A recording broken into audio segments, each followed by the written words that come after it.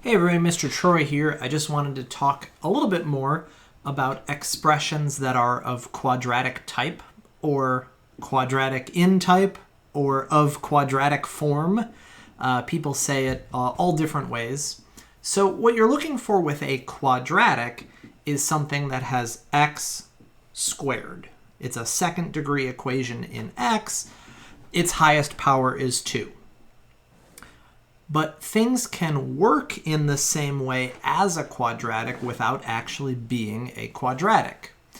So an example of something that we looked at before was this one, x to the fourth plus 5x squared plus 6, which factors just like a quadratic would. You know, what multiplies to this, what adds to that, even though it isn't quadratic. So this is called being quadratic in x squared, because that's what you would put in your intercept form, or that's what you would FOIL out to make the expression an x squared as opposed to an x. This next one is quadratic in x minus 3. So the way that these work is that they follow the same pattern as some other quadratic, but instead of it being x that's being squared, it's, for this one, x minus 3. So you can factor that. You know, it would factor to u minus 3. Oh, sorry, I forgot the 2 here. Times u plus 1.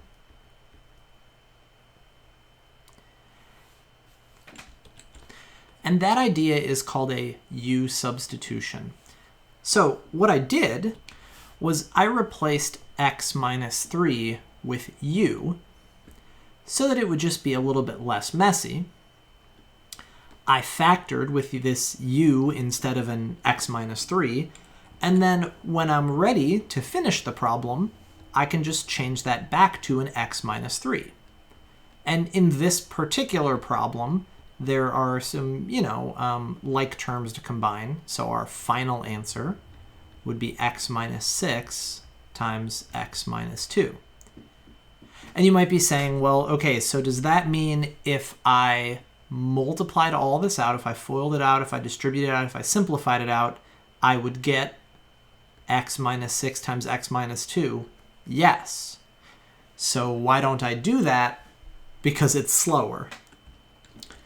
The pattern you're going to be looking for is a pattern of double, single, nothing. And it will be quadratic in the middle terms variable. So for example, this one is going to be x to the 5th times x to the 5th to make x to the 10th. And then to figure out how that would factor, we just think about how would it factor if it was quadratic. Well, minus 5 and minus 2.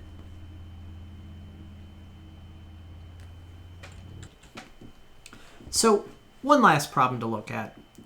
If I take something like x to the 4th y squared over z squared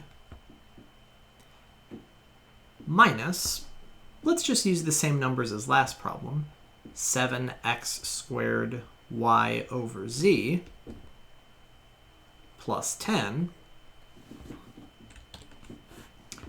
Even if we don't really know what the use of this would be, we can factor that and say it's quadratic in x squared y over z, don't you know?